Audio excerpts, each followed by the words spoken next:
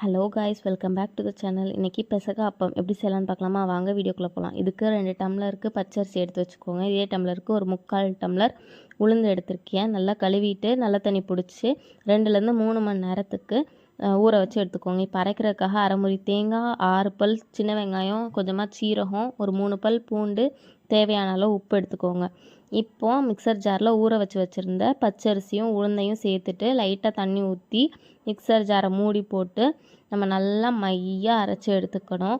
மாவு இந்த மாதிரி தரியே இல்லாமல் அரைஞ்சி வந்திருக்கணும்.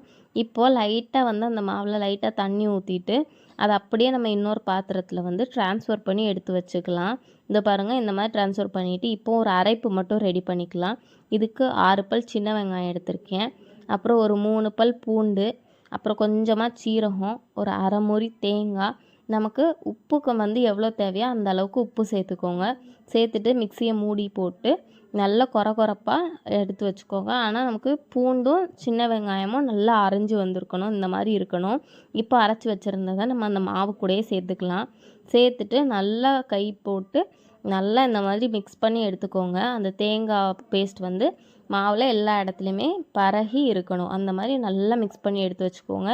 இப்போது இட்லி பாத்திரத்தை அடுப்பில் வச்சுட்டு ஸ்டீம் பண்ணுறதுக்காக தட்டு போட்டுக்கோங்க.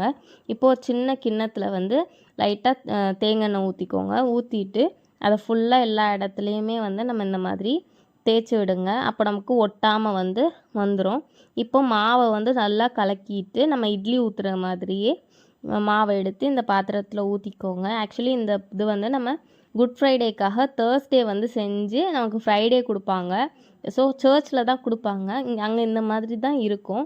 ஸோ அதனால் நான் இந்த மாதிரி ப்ளஸ் போட்டிருக்கேன். இப்போது அந்த பாத்திரத்தை அடுப்பில் வச்சுட்டு மூடி போட்டு நல்லா வேக விடுங்க. வேக விட்டு எடுத்தால் இந்த மாதிரி சூப்பராக இருக்கும். செஞ்சு பாருங்கள். செஞ்சு பார்த்துட்டு எப்படி இருக்குன்னு சொல்லுங்கள். கமெண்ட் செக்ஷனில் முக்கியமாக கமெண்ட் பண்ணுங்கள்.